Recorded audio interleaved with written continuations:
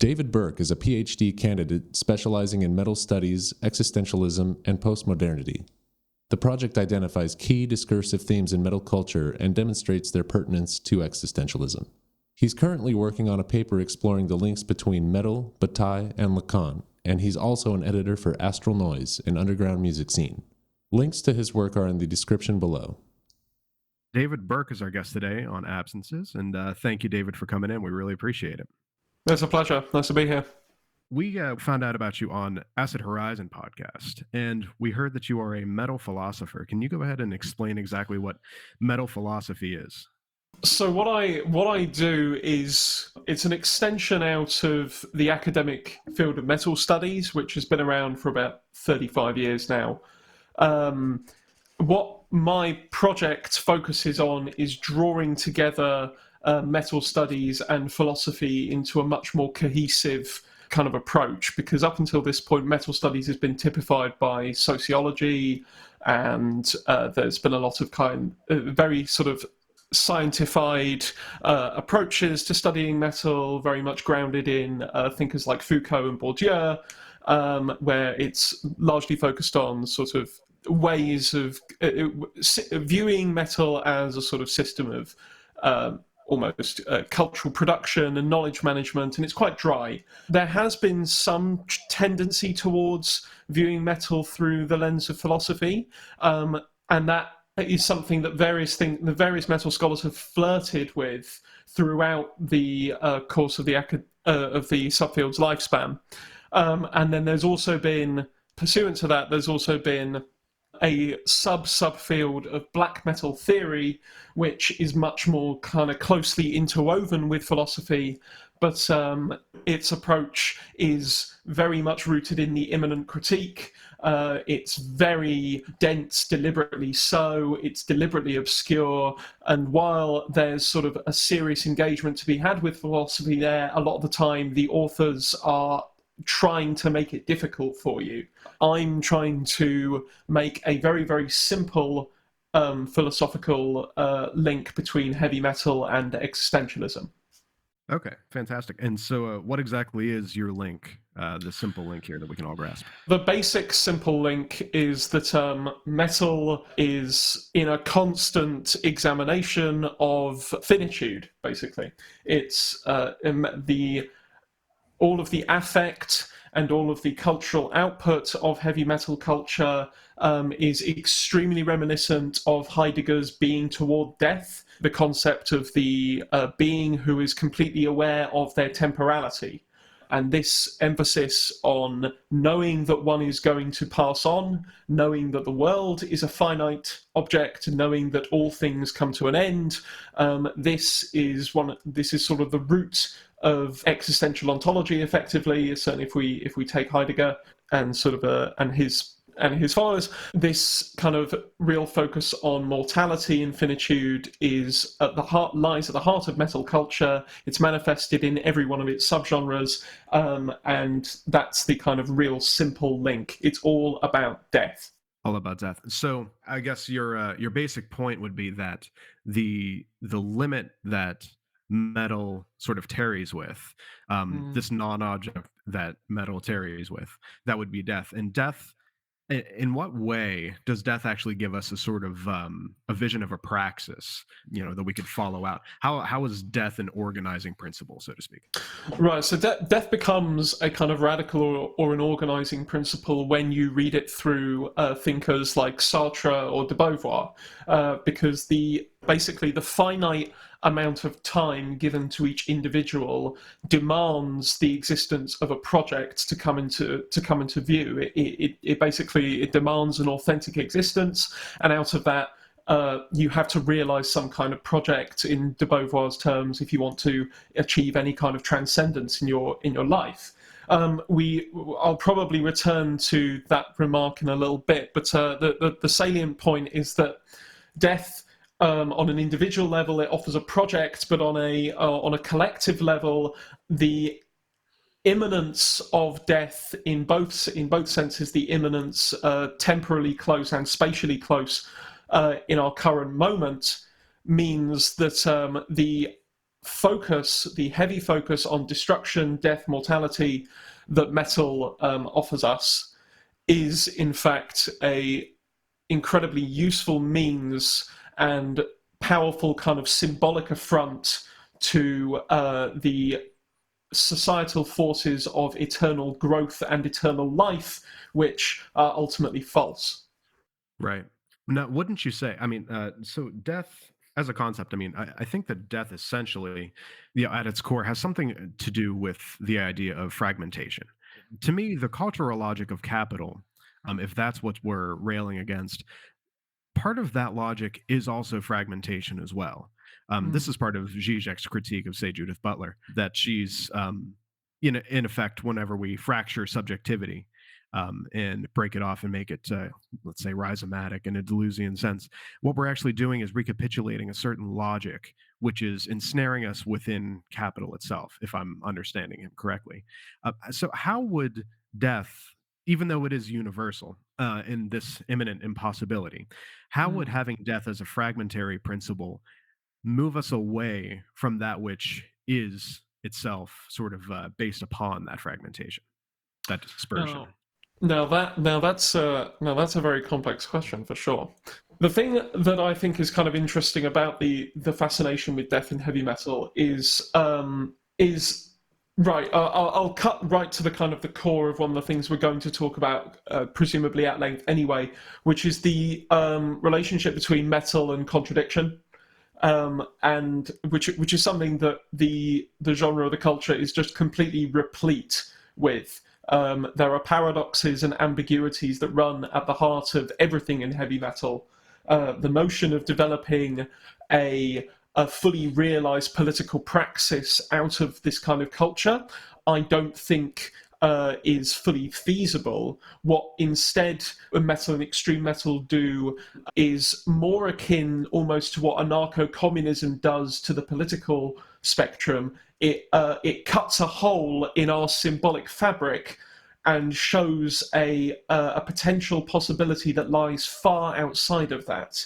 However, it can only do this using the tools that we are currently beset with. There's a scholar, Matthew Unger, who argues that metal's relationship with transgression and immorality is, on the one hand, partially transgressive, but on the other hand, literally by showing the existence of moral boundaries, in a way, you help to reify them as well. And you can look in the way that even very early metal artists like Black Sabbath have this kind of hyper-moralist tone to them. You can see that it's not merely a sort of railing against.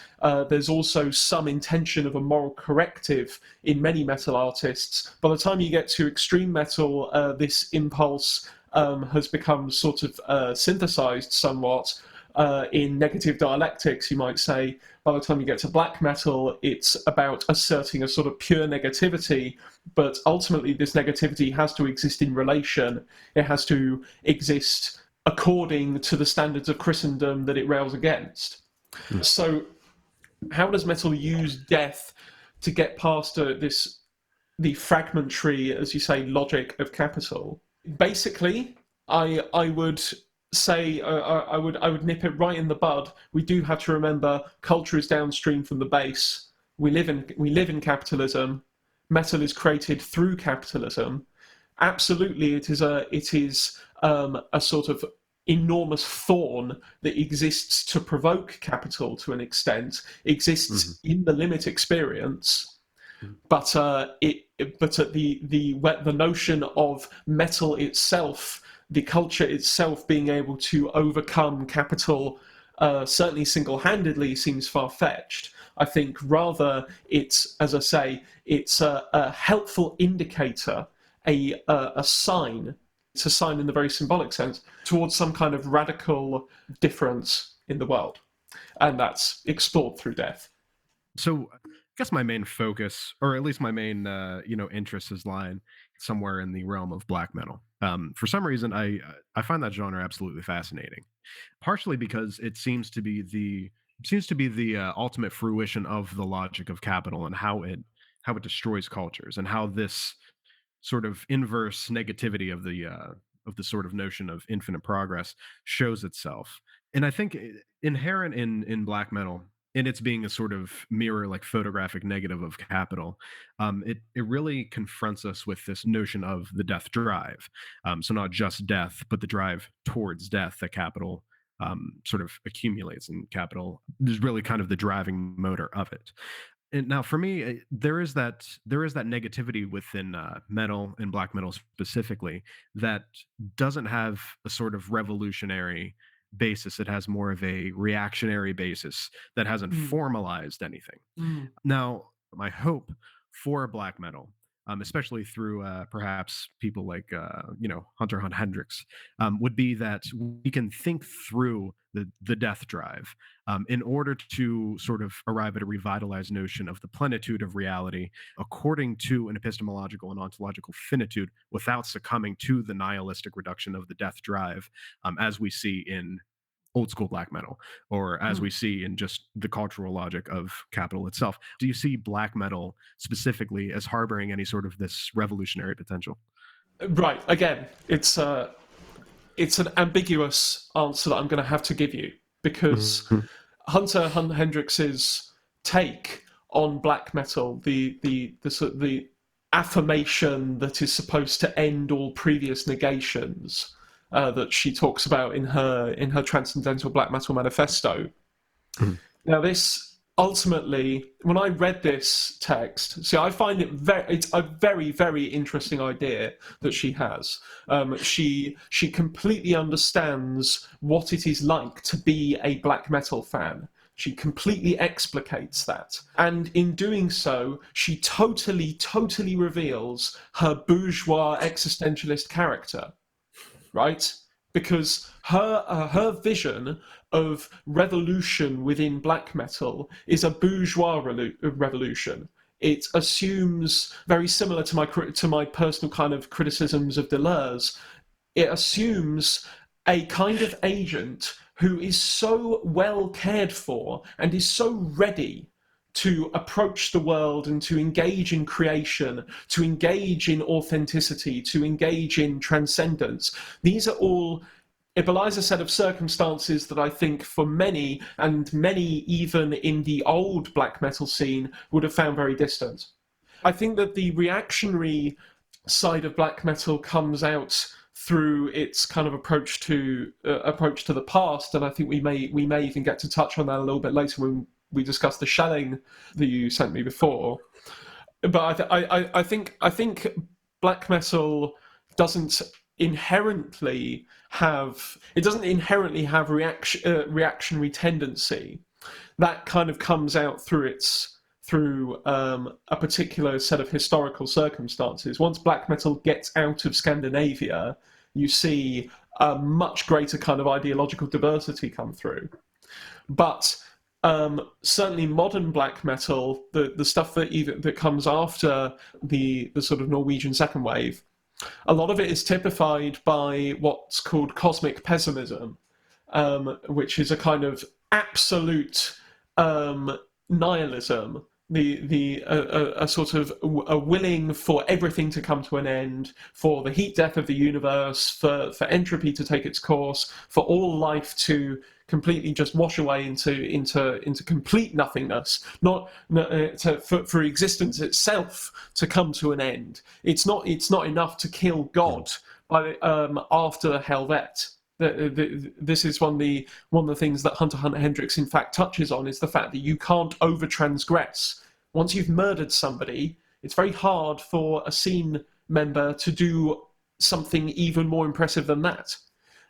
You can kind of chart this in a little slice of black metal history, when you have the Helvet scene where Euronymous was murdered in '94. And then 10 years later, the most significant, most transgressive event that they could muster, the black metal artist that followed, is Gorgoroth's 2004 Mass over Krakow. And that's mostly transgressive because of the fact that they managed to get 200 gallons of pig's blood inside an arena without the promoter saying, "Can you please fuck off?" So and that's kind of the fear that Hunt Hendricks identifies as a black metal fan and artist, is, oh, we're kind of running out of transgressive space here.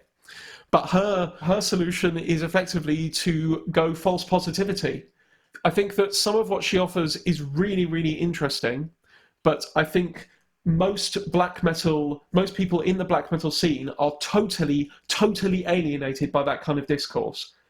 All this talk about life and affirmation and plenitude. This is not what people come to black metal for. Ultimately, right. People come to black metal for this profound negativity, and what Hunt Hendricks is doing now with Liturgy is absolutely fascinating art music that uses black metal, but whether it's black metal is debatable almost. And that's not me speaking as a black metal sort of insider. But from the point of view of the majority of people who are into black metal, they run an elitist discourse in that scene. And I don't believe that modern liturgy passes their arbitrary tests to fit into that genre. And obviously that's what she was going against to an extent. But effectively, I think that the Hyperborean discourse that she identifies has continued to win out. The transcendental black metal that she was advocating, she wrote that manifesto 12 years ago now.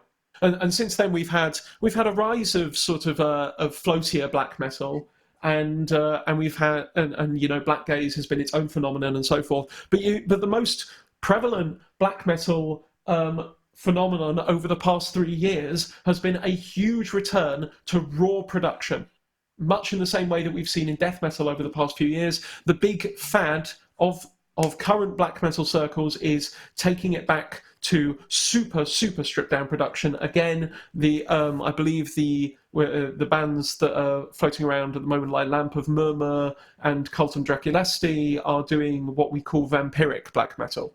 Sorry, that was quite wide ranging.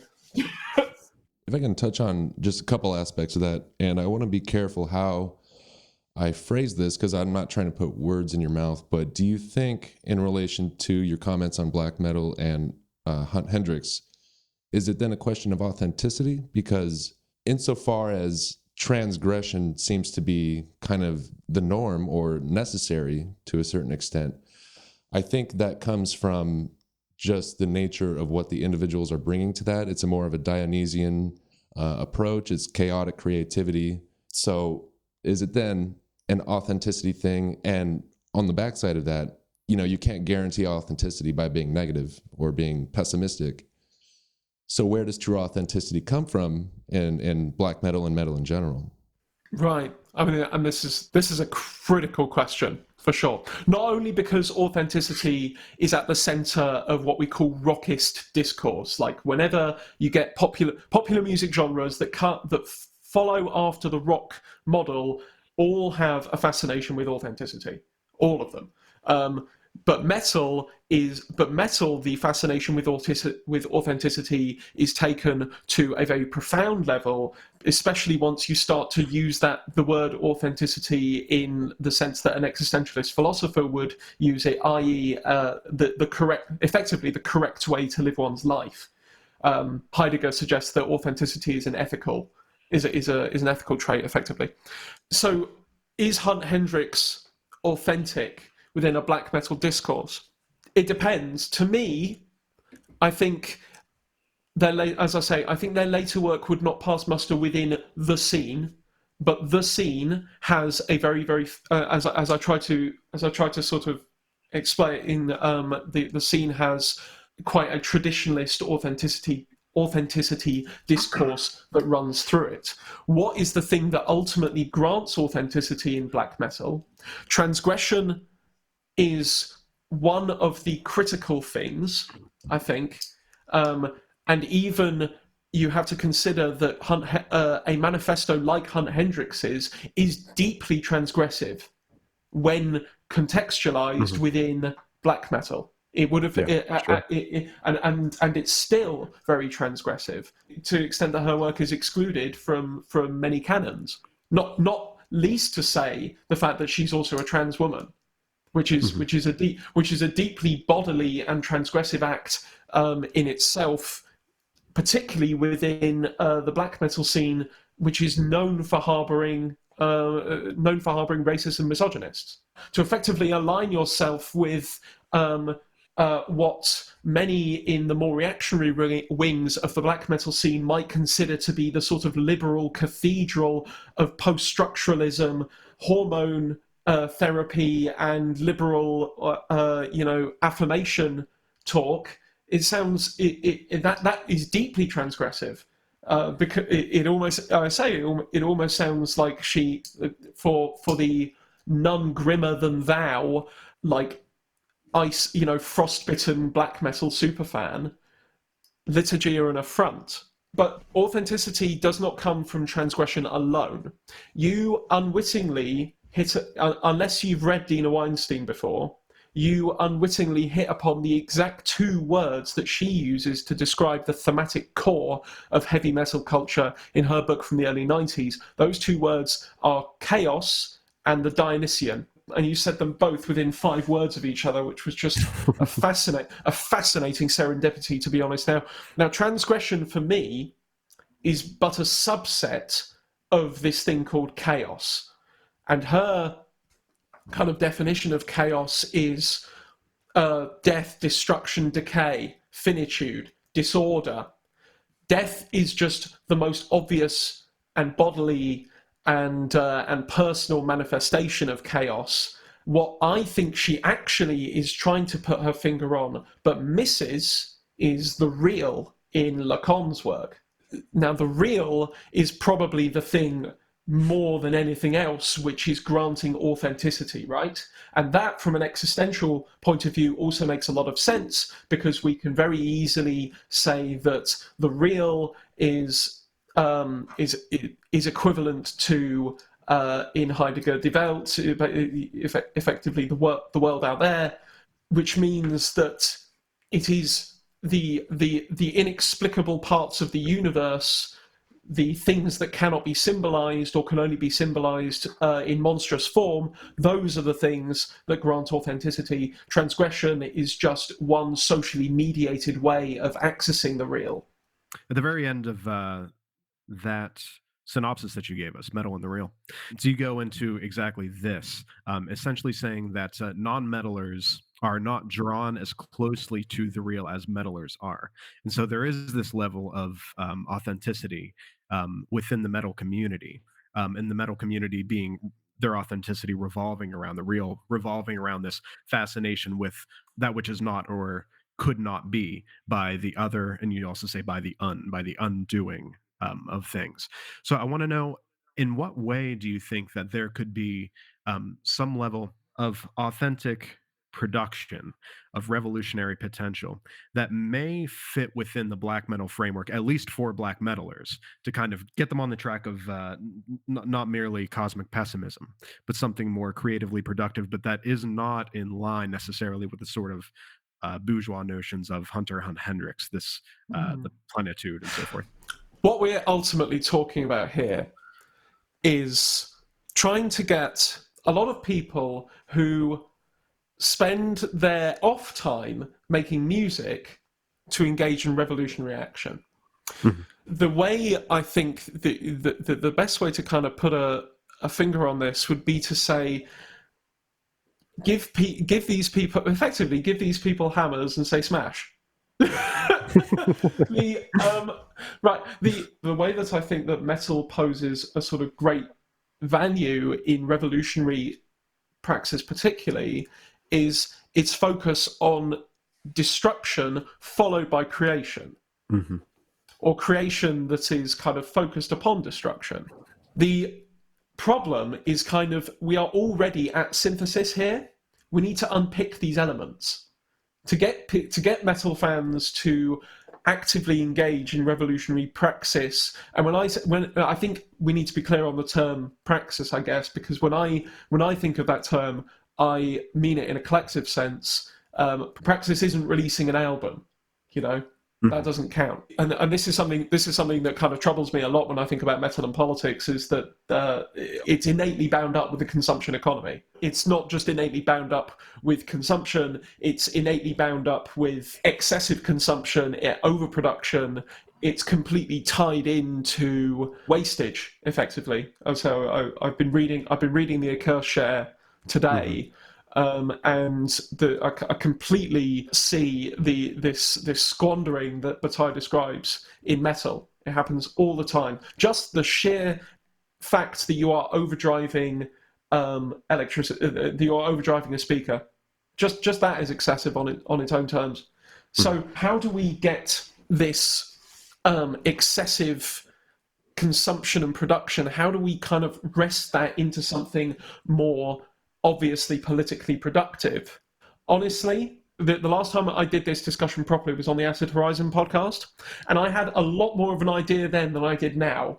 After 6 months more of reading, give or take, I am in a far less certain, far less sure of a kind of radical potential in an inherent sense. However, not to get pessimistic, I think what metal does offer, in opposition to all of this talk about transgression and focus on death and decay and so like all of this high concept stuff, it's the mundane side of metal that kind of offers the most hope in terms of praxis. I think the ideology is partially already in metal. There's communist metal already out there. There's anarchist metal already out there. But trying to get metalheads engaged in politics is very, very difficult, precisely because they're so disengaged from the off. They're primordially disengaged, effectively. These are people who are either completely switched off from politics because they can't see how it affects them, or they're completely switched off from politics because their own politics are so radical that they are outside of partisan lines, and any attempt at engagement seems fruitless. A position that I myself was put in after the 2019 election, when I realised as soon as Starmer had been elected Labour leader that there was no point in me voting for any party for the next 5 years, and just locked into a complete disengagement. And I'm very, very into politics. Like not just ideology. Like I ostensibly used to care a lot about what happens in Westminster. This kind of total disillusionment regarding politics is one of the biggest sticking points with trying to turn metal into praxis, because you're dealing with a group of people whose ambitions are way, way outside the political norm. However, as I was getting to previously, the positive thing about metal is the strength at which it generates its own communities. And this productive capacity is impressive and also incredibly flexible. The way, for instance, that the independent label system was set up in the 1980s between the sort of early death metal bands and subsequently was an incredible feat of labour, all basically done for no money. And the extreme metal scene as it stands today basically runs on no profit. People, if you make enough money to pay, to keep yourself alive, that means you're doing really, really well. That means that you have you're winning. If you can make enough money off your music that you don't die, that's a good ambition to be aiming for over a lifetime career as a musician in an extreme metal scene. So this kind of low to the ground existence, I often think of it as, in many cases, as a performance of proletarian living, a deliberate performance of proletarian living when you don't necessarily need to. This kind of living close to the ground level of your own volition, this willingness to develop one's own community, and the kind of relentless focus on a radical individualism that is also prevalent in many metal circles, whilst at the same time holding community values, means that, as I said in my article last year, the metal is kind of ripe for revolutionary action. But I think now what is more clear is that we are going to need to go in as political activists and lead metal scenes towards politics deliberately. This is going to have to be a willful action, and it will effectively require intervention on the part of the most politicized metal fans. Mm-hmm. So it sounds like, the blueprint is already there in the practice of performing metal, whether that's labels, whether that's organizing shows. The political approach that you're suggesting, it's the blueprint is there. So, Damon asked the how. It might sound stupid, but why?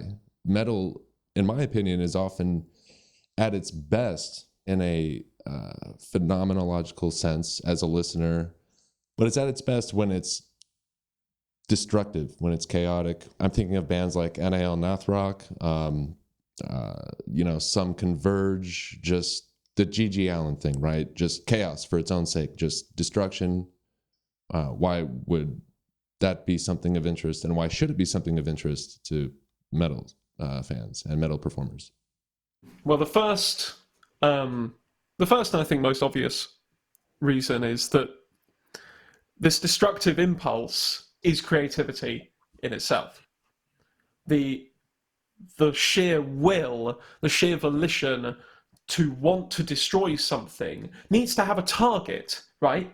Very, very rarely is destruction truly mindless. The bands that you just mentioned, Anona Thrak and Converge, are both known for extremely socially critical outlooks and are very, very outspoken both. The fact that metal is such a powerful force of expression, so often it comes back to societal grievance.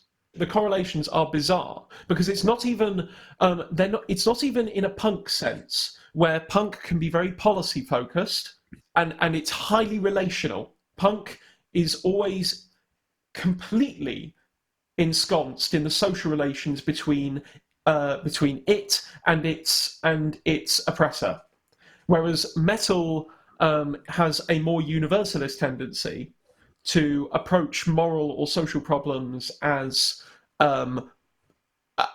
taking on the semblance of monsters, effectively, giving them that kind of phenomenological sense of the real, which makes it so exciting to kind of confront that abyss. So why? Because the act of revolution and the act of destruction are just perfectly summarized within metal. Metal always if you wanted to form a powerful kind of critique of metal, one thing that you could say is that it squanders that revolutionary impulse to an extent. It takes very, very disillusioned people and gives them something better to do from society's point of view than actively get involved in radical politics. This is one of the curses that one has to live with as a metal scholar. Right.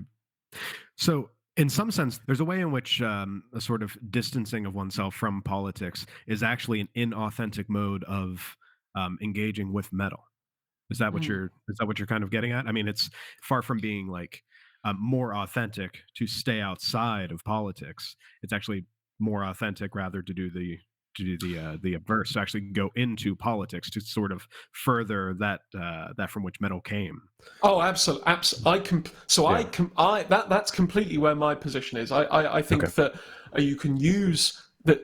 Yes, by engaging authentically, engaging with the world politically, taking all of that anger that one feels about the world and using metal as a conduit to express that back out. I think that's completely authentic. But metal fans are guilty very often of a process which a guy called Keith Kahn Harris calls anti-reflexive reflexivity. The idea is that for instance, that metal is political, but then simultaneously you forget that metal is political. When you actually think about it, when you reflect upon it, the metal is deeply political and it's bound up in political conditions and economic conditions and so on and so forth. But when you are in the scene, very often people will say, no, there's no politics in metal. Metal is not political, it's just music. Music can't be political, everybody, and that means that it's okay to have Nazis in the scene. Right. Yeah. But that is the kind of that the apolitical defense is something that comes up very very frequently in metal scenes, and it allows the metal scene a lot of transgressive freedom, right? Because if you say, oh, there's no politics in metal, then what that actually indicates is that all politics are allowed in metal, no matter how bizarre, no matter how extreme. To say metal is apolitical actually means is to say we will not talk about partisan, everyday, mundane politics here. This circle is not where you discuss everyday politics. If you want to do that, you can do that effectively privately, but not publicly within the scene. Though that's an attitude that has massively diminished in the past kind of 10 years.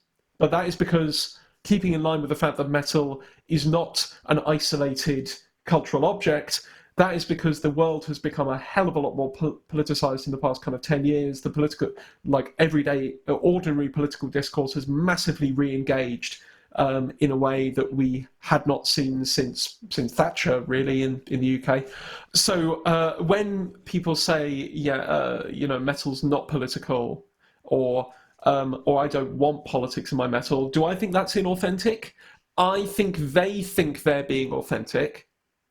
They would claim that they would claim that that's an authenticity, because it keeps the music pure. Right, we have to take their arguments as they would see them. It keeps the music pure. Politics is treated in this conception as an idealist idea. Politics with a capital P is separate from music with a capital M, and the twain shall never meet. And when Napalm Death writes songs that are politically critical, that's fine, but somehow that isn't politics in the same way. I think that's an inauthentic mode of understanding, but it's one that metal fans constantly re-invoke because it keeps the magic of their culture alive. You have to say the ambiguities run very, very deep. You have to pretend that metal is somehow magical, unique, and completely separate from the rest of the world, whilst also knowing that metal is completely wrapped up in its own conditions of the world. Right, and to me that sounds like a very Zizek'ian critique. Yes. Of metal as an ideology itself, which actually sort of just furthers the propagation of capital and the furtherance of that base that is the oppressive function. So yeah, that's a really interesting take. I really like that. It becomes a question of how it is that we can actually do anything. I mean, because metal fans that I've met, that I know, there is this deep pessimism about the future in general. And I mean, this feeds into, or maybe comes from, a sort of cosmic pessimism or nihilism. But there is this overarching notion, just within leftism in general, that even though we can proffer all of these trenchant critiques of capital, nevertheless, it keeps going. And what are the ways in which we can compete almost with capital in order to sort of subvert those conditions? How does metal offer something? And I understand that it is this group collectivity, but how does group collectivity actually play into a complete subversion of an ideological and material edifice? That to me sounds like something that is a great idea, but something so maybe detached from the way in which capital is pervasive. Well, I mean, if you'd asked me last year, I would have said mutual aid, but Right. but unfortunately, I have lost faith in large parts of anarchism due to it being a middle class book reading club. Yeah. I'm very sorry. Yeah, it really is. Metal's kind of collective impulse can be beautiful, like anarchism, right? Anarchism is very pretty. The notion of people sleep on each other's floors when they come and play shows, and bands help each other tour. The people that work and eventually, once you're in a metal scene that's very active, you may spend all of your disposable income at metal gigs, paying for other bands who you are personally acquainted with.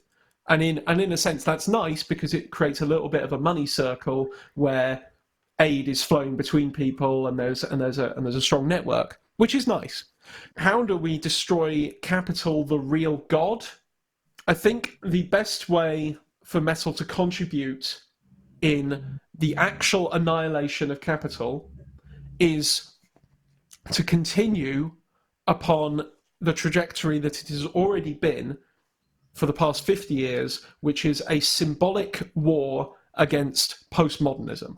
What we need to do, effectively, is continue to extend the ideology of finitude and death that metal constantly references, only this time we need to make it absolutely clear that this is what we are doing. We need to effectively perform the Zizekian pointless gesture. So in Sublime Object of Ideology, Zizek talks about how the way that ideology is actively conferred upon its sublime object is through a completely pointless moment. You do something that is so fucking obvious that you would have no way to not notice that it is happening. In the case of the monarch, what you do is you point at the monarch and say, bow before the king. And that is how you truly know that the king is the king and that ideology is present.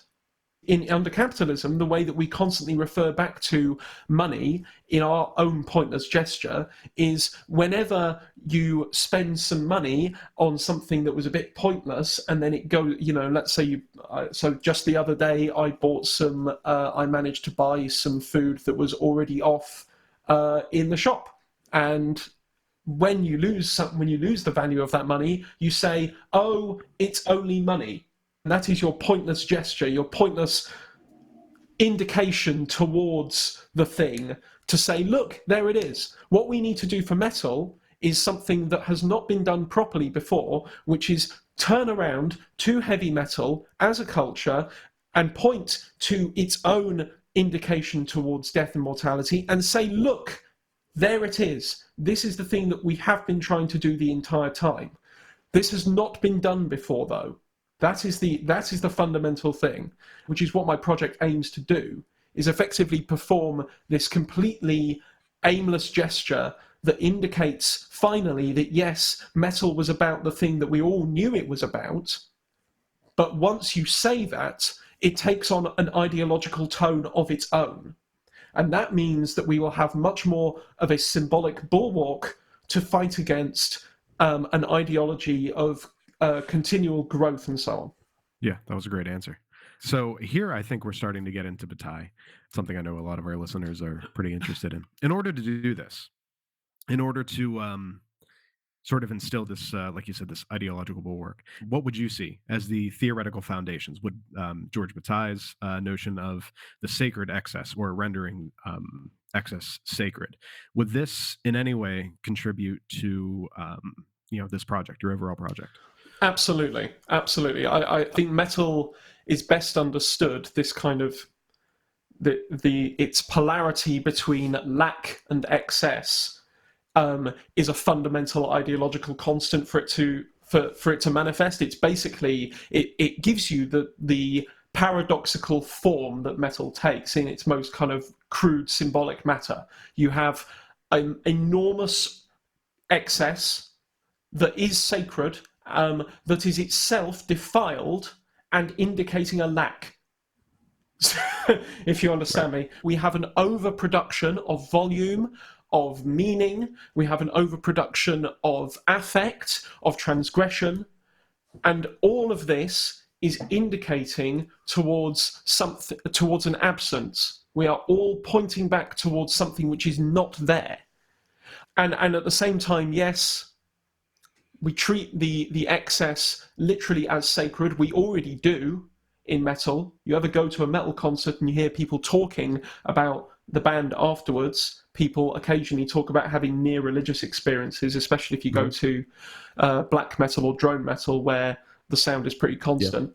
Yeah. So you already have a sacred dimension in there, and some metal fans will be very happy to kind of run with this self-mythologization, and some metal fans prefer to play it cooler, effectively, and like the politics thing will say, oh, metal's not a religion, metal's just music.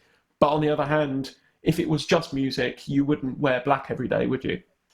you wouldn't grow your hair out, put metal in your face, and spend the next 40 years drinking and smoking, ruining your life, hanging around with the same 5 idiots, you know? Absolutely, the sacred excess is at the heart of this kind of ideological bulwark. We need to understand that metal is at once luxurious and ascetic. It is gluttonous and starving simultaneously. I've said it repeatedly, but the ambiguity that goes in metal runs right to its core. It is totally reminiscent of a line that Zizek uses when he describes the real, the real is defined as a point of the immediate coincidence of the opposite poles. Each pole passes immediately into its own opposite. Each is already in itself its own opposite. This is not a kind of yin-yang where one contains a piece of the other. There is a constant tension or like a magnetic polarity shifting, where the two are constantly inside the other. The excess and lack, for instance, in metal culture, it's an unceasing I would say dialectic is wrong, because it's not a synthesis. You reach a tension that never dissipates. So we definitely have this notion of limitation coming into play here. Finitude, of course, but there are many other notions of limitation, all of which, however, I mean, at least in my opinion, are going to fundamentally reduce down to ecological limitations. Now, capital's death drive is to completely overturn this sort of like ecological limitation. It has no way of actually having this Promethean sort of foresight. Rather, what it does is it completely negates horizons altogether. And so I think that one way in which we could really start to build communities is to understand this very, very real ecological limitation and how it is that it plays into everything that we do. I mean, for instance, we can think of the fact that everything around us is essentially a product of fossil fuels. And fossil fuels are a limited resource. It's this excess, which also points towards its own absence. One day it will not be there. And I think there's this real tendency within certain sects of metal, certain sects of black metal specifically, to coalesce around this notion of ecological finitude. But there's also this tendency within that ecological framework to enact a sort of reversion as well, a sort of paganistic reversion towards some idealized notion of the past. So how is it that how is it that you see we could sort of mediate between these two poles? Like, what is the tension here, at least as far as you see it? What are these imminent contradictions, and how might we be able to work through these? So I think now we can kind of touch a little on the shelling piece that that we discussed, because in black metal, the focus on authenticity is deeply tied up with an appeal to antiquity, very, very strongly. The past is taken to be effectively a golden age in many respects. Even the sort of more progressive leaning black metal musicians tend to emphasize pastoral living very heavily, like bands like Wolves in the Throne Room, for instance. It's all about living on the farm, living within your means. It's idyllic, and perhaps this somewhat belies the issue, and the reason that black metal lends itself so well to fascism is because this focus on pastoral living, this focus on nature as the key to authenticity, these are also aspects that that fascist theorists are fascinated by, and their kind of predecessors in the German Romantic movement, which likewise black metal musicians also take a very deep interest in. This is absolutely a problematic tension for me, to be honest, because black metal often ends up, even in its most progressive guises, it often ends up, at best, espousing the point of view of the petty bourgeoisie, Black metal is far more rooted in the middle class than other genres of metal. It has to be said, has to be made really clear. Certainly from the second wave onwards, all of that stuff could never have happened in a more working class socioeconomic environment. Death and thrash metal, which are far more obviously socially critical and far more engaged with politics as a monstrous power that is still worth beholding, as opposed to black metal, which renders politics as a monstrous power that it is just pure annihilation in its form. Death and thrash metal have a lot kind of closer relationship to sort of proletarian values. You can see that just in the dress sense, the sort of continuation of denim and leather, whereas black metal is fancy dress. You know, you literally have to have fancy dress to hand in order to be a black metal performer. You don't own spiked wristbands just to go to work in the factory. You know, nobody does that. So can black metal kind of get past this? Can it get past its middle class origins and offer something more profoundly radical? I remain a little bit skeptical, to be honest. Even though red and anarchist black metal bands do often have some very trenchant critiques, but as we're already discussing, that does not praxis make. But it's also worth pointing out that a lot of the more kind of politically engaged black metal bands tend to lean on the side of war metal, which is itself a kind of fusion of death metal and black metal anyway. So black metal left to its own devices, I tend to side with Hunt Hendricks in her estimation that it would just keep repeating itself forever. It would just keep making Hyperborean fortresses. It would keep focusing on making widdly, extremely painful riffs and throwing goat's blood around. Because, ultimately, Norwegian black metal takes the 1990s and the emergence of the post-ideological era, it takes all that as a given. It takes neoliberalism as a given, in a way that thrash metal refused to take neoliberalism as a given. This is why black metal is so pessimistic.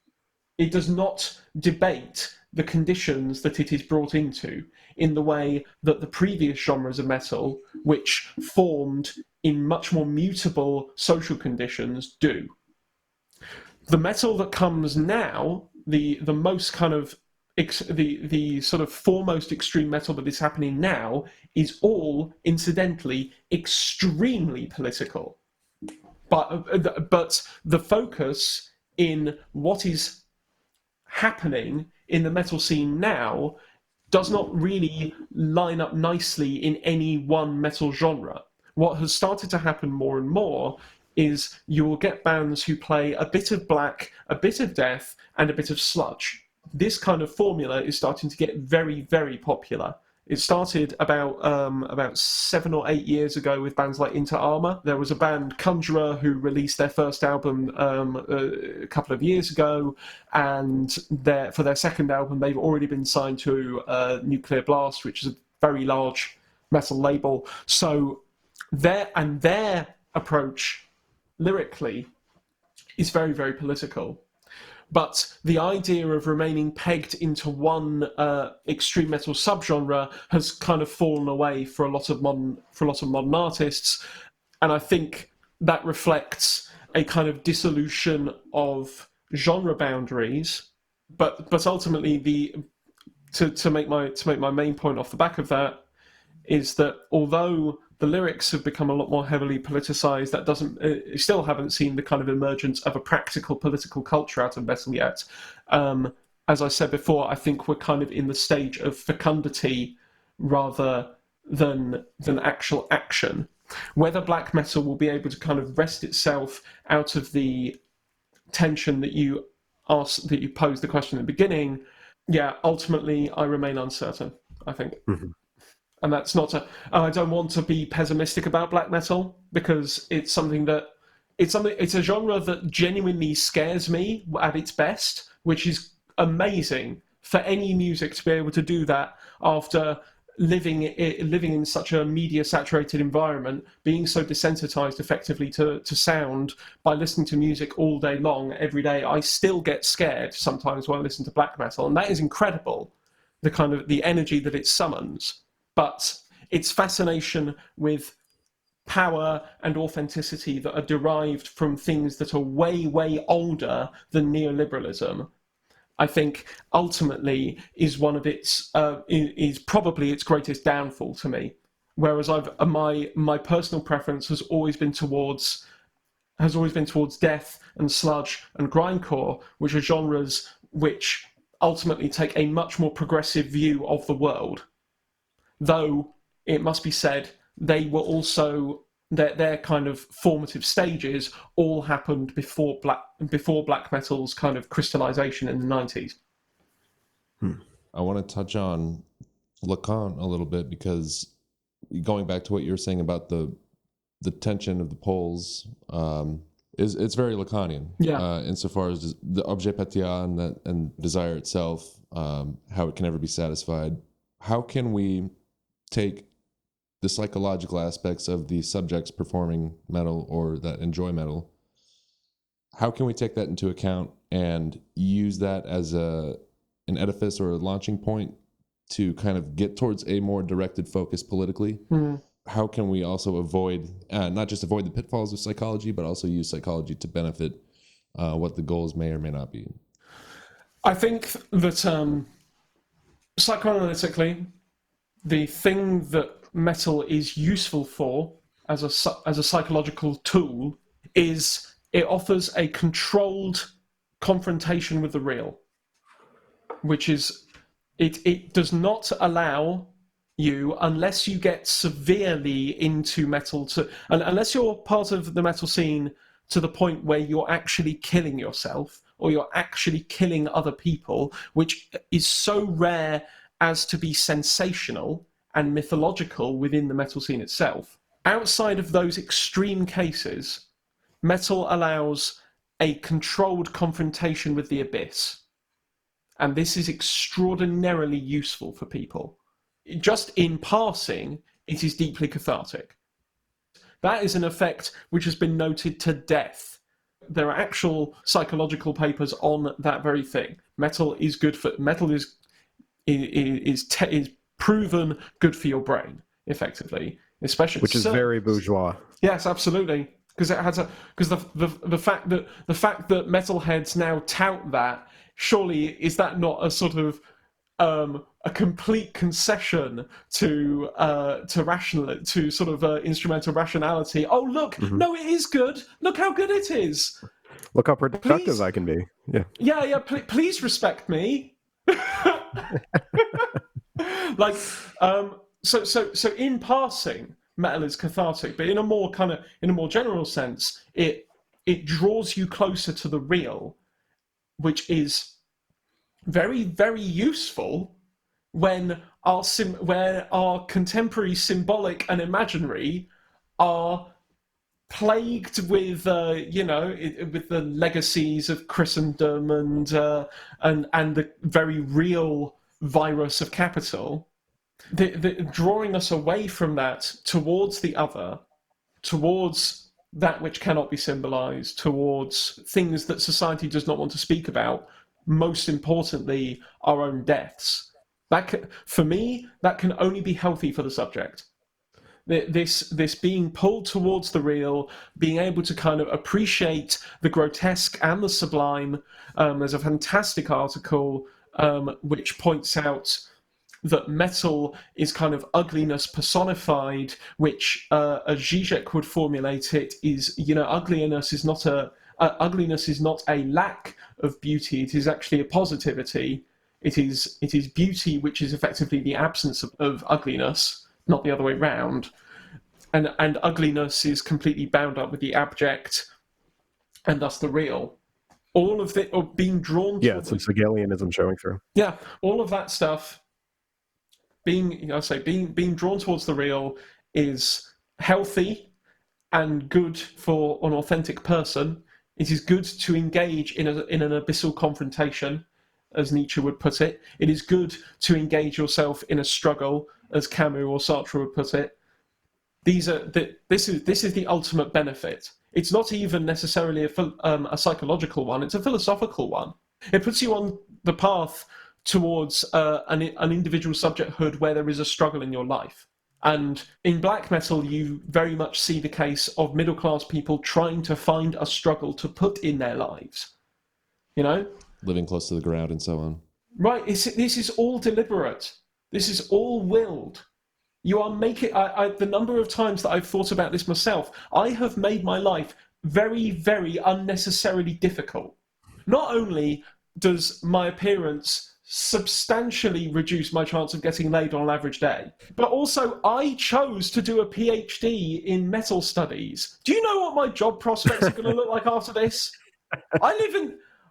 It's not like I live in Europe where you know, like, you can just apparently on the continent you can just walk into a philosophy department and fart a couple times and they'll give you a job.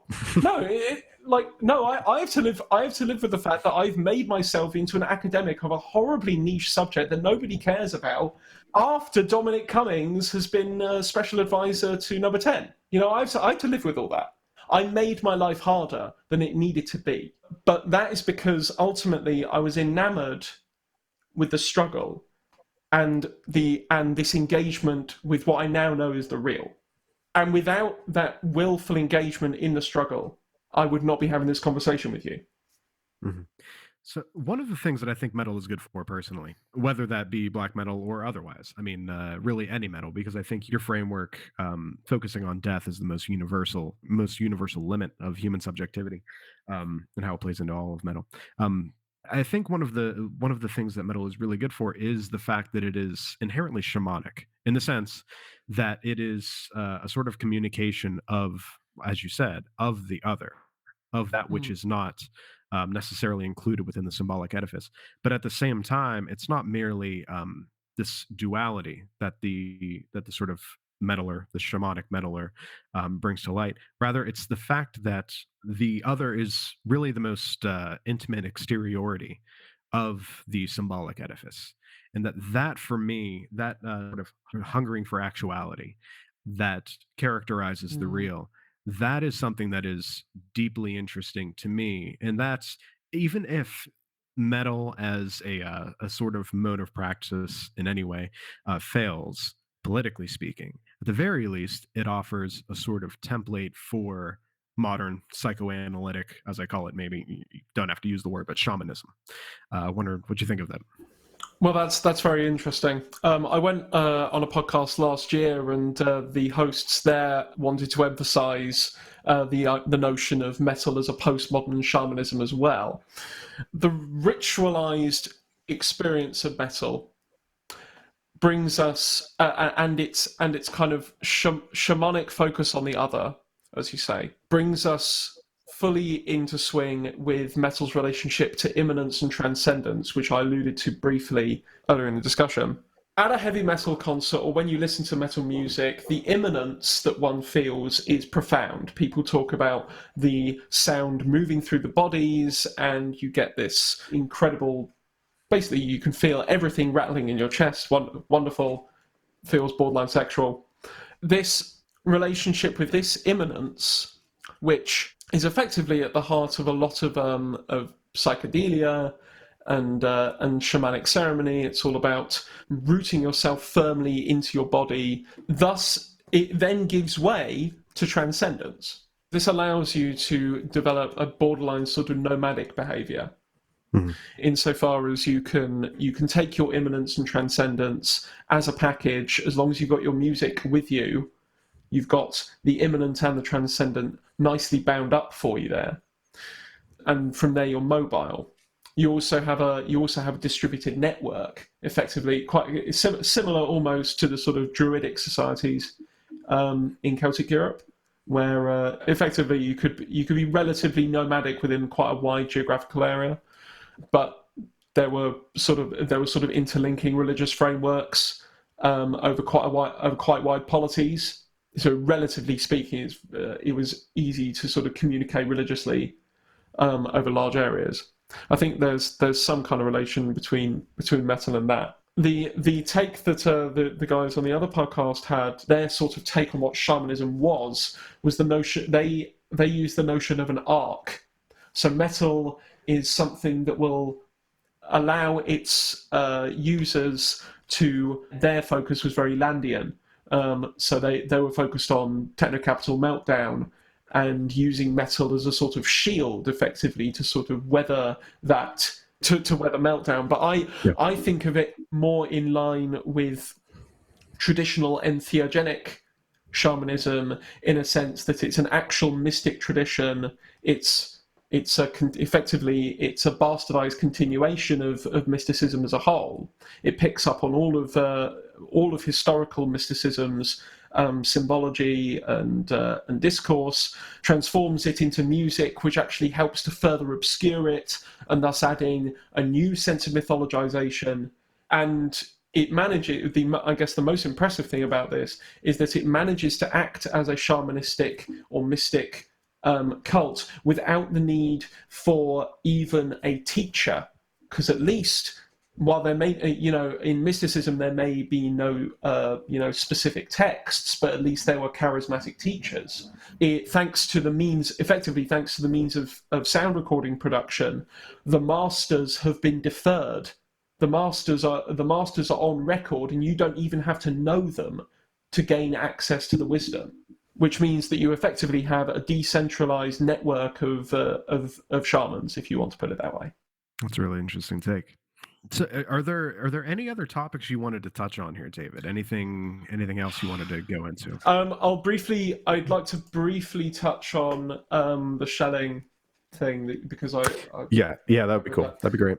Yeah. So I mentioned before there's a guy called Unger who writes about, he's developing on the work of Paul Ricoeur, the religious scholar. Ricoeur has a notion that evil is basically at the root of our existentialist condition as both bound and free. That's where evil comes in for him. And that bore a strong resemblance to something that this guy is saying about Schelling. Quote, "This is not to say that one realizes that Satan is evil as such. Satan maintains the sublime dignity of possibility as such, the unrelenting divine conflagration of the Maon, what is in being as otherwise than being." The point here is that effectively metal is quite similar to theistic Satan in that sense. It's both a violent revolt against the sort of symbolic order, but at the same time, as mentioned before, it kind of reinforces those boundaries by showing where they lie, effectively. Now, the quote here, quote, "One might say that the nemesis, that the ground's subjunctive mood holds over the reality of anything that is allows for the eruptions of new actualities." Again, also plays quite nicely into considering metal as being like Satan, in a sense of it's an opening of possibility, and it's the sort of combination of destruction, the destructive act and the creative act within a unity as well. The point that Worth makes in Schelling and the Satanic is to say that Satan is effectively a tool of God.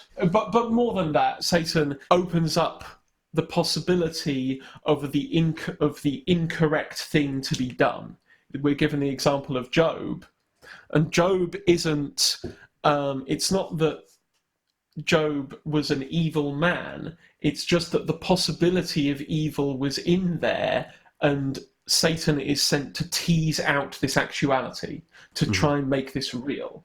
Now, this is quite fitting given how some black metal theorists have actually characterized Schelling. Even Shakespeare, he basically identifies that Schelling's relationship with evil and God, with nature, where on the one hand we need this kind of closeness to nature, but in the instance that we identify this closeness to nature, we are actually engaged in the very act of reflection which rips us away from nature.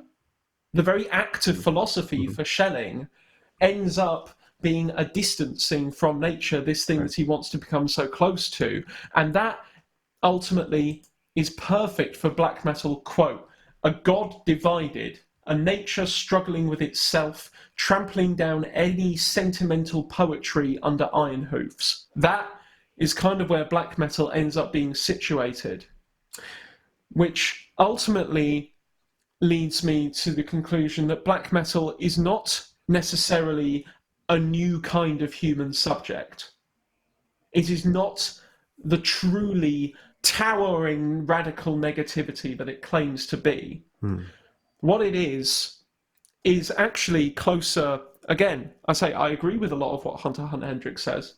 And when she says that black metal or the history of metal has all been about increasing intensities, I agree very much. Black metal is as intense, not as radical, but as intense, as concentrated as a human subject can be, perhaps. I think that's probably where I want to leave it. Yeah, I would say that's probably right. Whenever, what was it, 93 or something like that, whenever Dissection came out, the sort of MLO Current 218 anti-cosmic satanic nature of black metal, whenever that came into play, that was an incredibly intense period. And that was followed by actual practice as well. And I mean, to me, that represents this long line of the sort of extremity towards which an individual can go. But now I think, at least with the advent of certain labels, the one that Charlie and I are most interested in would be Norma Evangelium Diaboli, no FDF for short, where Deathspell Omega comes out of. Abigor is released on there. A bunch of these very avant-garde black metal bands that are, relatively, they're very popular within a certain niche group, but they're not very popular at the wide level, of course, at least as far as black metal goes. But these are the places in which I think that intensity that has waned after John left Dissection, after he killed himself.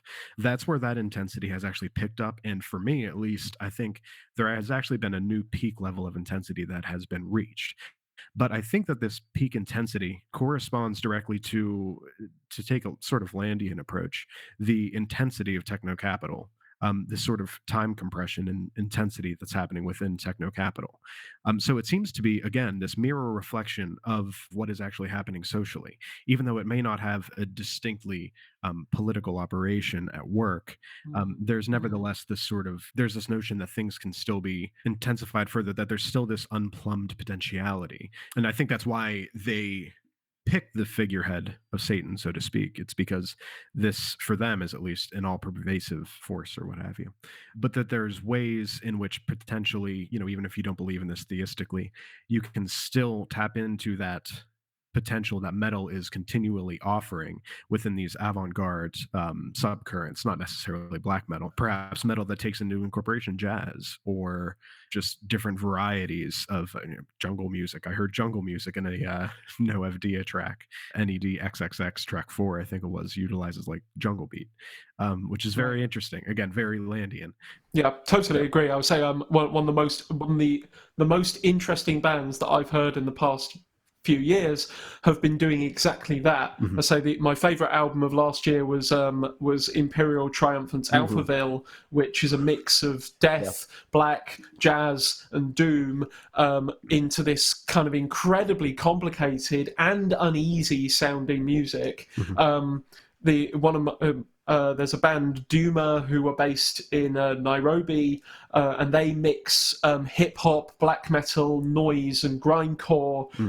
You end up with these fantastic... I say one of the interesting things about... I alluded to it before, and maybe I should have linked it into Technocapital more strongly, is like there's a complete collapsing of genre boundaries in metal happening at the moment. Like hip-hop is starting to make a much more effusive return to metal, and a much less obviously mediated version than it had been in the 1990s as well. Like the kinds of the bands that are picking up on the confluence of hip hop and metal are not looking to become big bands. They're not looking to break out. This is underground hip hop plus underground metal, which is really, really exciting because it seems like those two musical worlds are going to come together. And I see great potential there, to be honest, because hip hop offers lots of things that metal cannot offer. It offers a kind of ruthless practicality, which metal really suffers with because metal is so abstract and poetic. But metal offers hip hop this kind of symbolic play and sort of a yearning towards the other and towards the abject, which gets played with sometimes in hip hop, but has kind of enormous potential given the lyrical format of hip hop. I mean, you could start having like horrorcore philosophy type bars appearing once metal and hip hop get close enough, which is, I say, very, very exciting. There's actually a black metal band that does that on the new FD label. I think their name, I don't know actually. I don't know how to pronounce it. I think it's Diapsicor, something like that. But they take hip hop and black metal, and essentially they make this incredibly insane fusion, as well as jazz. It's the most abject, defiled, depraved mode of music that I've ever heard. But essentially, they're exactly. But I think what they're doing is really following in the footsteps of like Baudelaire, like the poets of the city during industrialization or post-industrialization, delving into themes of drug use and sexual addiction and things like that. How it is that techno capital is at once creating a new sort of homo soccer, perhaps somebody who is distinctly outside of the city, yet entirely a product of that thing. And it's that person that cannot be touched. Again, like I said before, that sort of like inmost exteriority, that sort of nomad that comes from within and also outside at the same time. And I think that's one of the really interesting things about just music in general and art in general, is able to provide in a way that just strict political critiques perhaps cannot. I mean, there's a really existential, and there is that authentic emotional level, that phenomenological experience of having gone through these things that actually can come into play.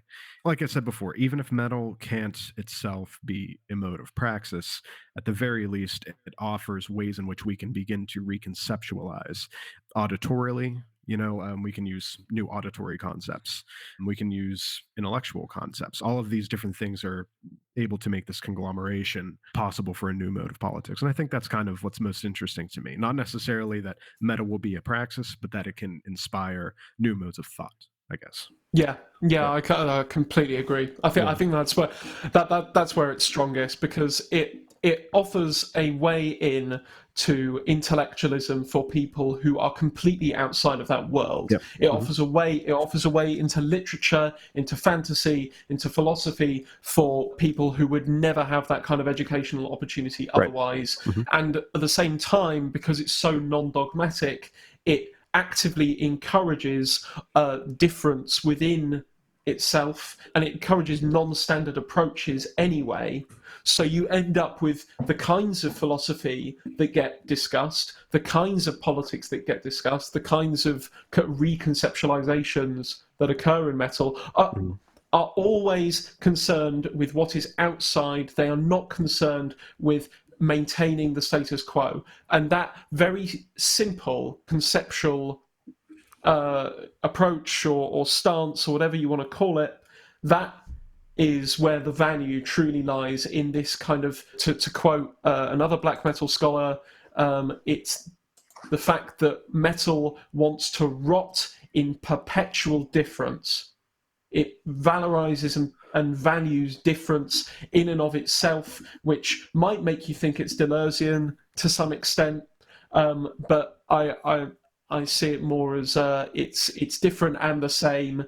It's Lacanian in that sense. We are yearning for difference, and at the same time we carry around the same old flesh bag that we were born with. I think that might be a great place to end, unless we have anything else to say. It's been an absolute pleasure to be on here. I know I've rambled quite a lot, so have I. Bless both of you, whoever has to do the editing. But yeah. thank you, David Burke, for coming on Absences Podcast. We really appreciate it.